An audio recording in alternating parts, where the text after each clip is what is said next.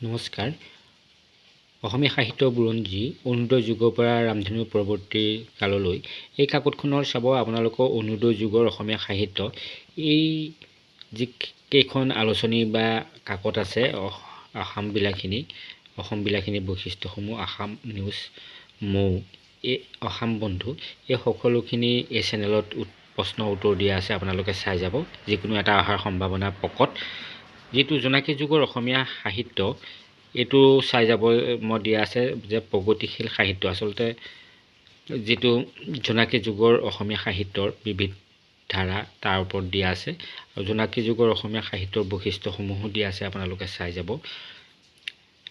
জোনাকী যুগৰ অসমীয়া সাহিত্যৰ বাঁহীৰ ওপৰতো দিয়া আছে, উষাৰ ওপৰতো দিয়া আছে। ইতিমধ্যে আপোনালোকে অলপ চাই যাব। জোনাকী যুগৰ অসমীয়া সাহিত্যৰ যিটো আপোনালোকে দুজনমান সাহিত্যিকৰ ওপৰত চাই যাব, বিশেষকৈ লক্ষ্মীনাথ বেজবৰুৱা, চন্দ্ৰ কুমাৰ আগৰৱালা, ৰামচন্দ্ৰ গোস্বামী বা পদ্মনাথ গোহাঁইবৰুৱা, ৰঘুনাথ চৌধুৰী কেইজনমানৰ ওপৰত আপোনালোকে চাই যাব। তেনেকুৱা ধৰণৰ আহে। আৰু এটা কথা চাব যে আবাহনৰ সাহিত্য যিটো আছে, পটভূমিও অলপ চাই যাব আপোনালোকে। আবাহনৰ অসমীয়া সাহিত্যৰ বৈশিষ্ট্য দিয়া আছে ইতিমধ্যে, এছাইনমেণ্ট হিচাপে আপোনালোকে চাই যাব। আৰু প্ৰায় কেইখিনি আচলতে পটভূমিটো আপোনালোকে অলপ চাই যাব। তেনেকুৱা ধৰণৰ অহা দেখা যায়। বা আবাহনৰ সাহিত্যৰ বিভিন্ন ধাৰাৰ ওপৰতো অলপ চাই যাব পইণ্টকেইটা।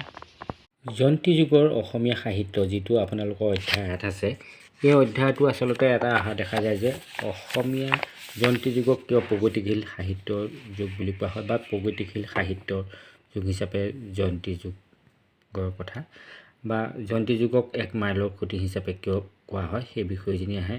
আপোনালোকে লিখিব পাৰিব। এইটো উত্তৰ আচলতে দিয়া আছে এই চেনেলত, আপোনালোকে অলপ চাই যাব। প্ৰগতিশীল সাহিত্যৰ ওপৰত জয়ন্তী যুগৰ সাধাৰণতে এনেকুৱা অহা দেখা যায়। জয়ন্তী যুগৰ বিশেষকৈ ৰঘুনাথ চৌধুৰী উল্লেখযোগ্য, আপোনালোকে অলপ চাই যাব।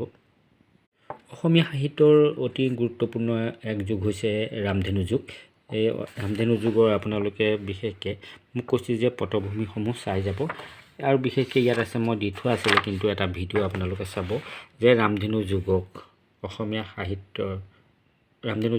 সাহিত্যৰ বিবিধ ধাৰা।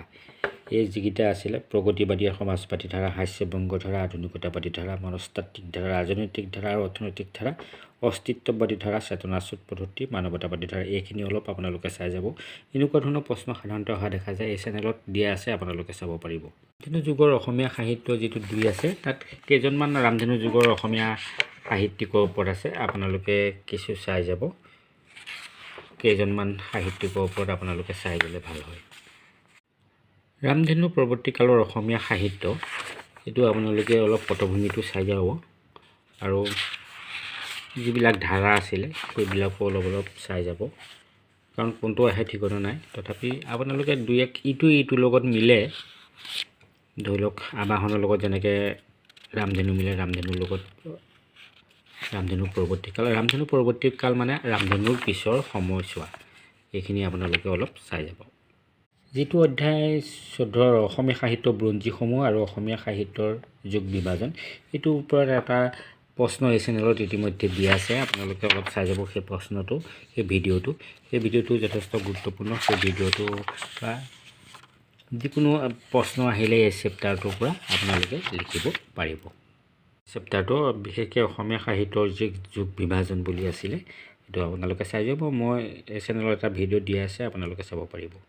চাবলৈ গ'লে প্ৰায়খিনিয়ে এই চেনেলত দিয়া আছে ইতিমধ্যে। আপোনালোকে এই চেনেলৰ যদি ভিডিঅ'সমূহ ভালদৰে চাই যায়, তাৰ পৰাই অহাটো প্ৰায় নিশ্চিত। আপোনালোকে ভালদৰে চাই যাব আৰু প্ৰতিটো অধ্যায়ৰ মূল পইণ্টখিনি আচলতে লৈ যাব, অৰ্থাৎ ধাৰণা লৈ যাব। আপোনালোকে তেতিয়া পইণ্টখিনি মনত থাকিলেই আপোনালোকে লিখিব পাৰিব, পৰীক্ষাৰ কাৰণে সুবিধা।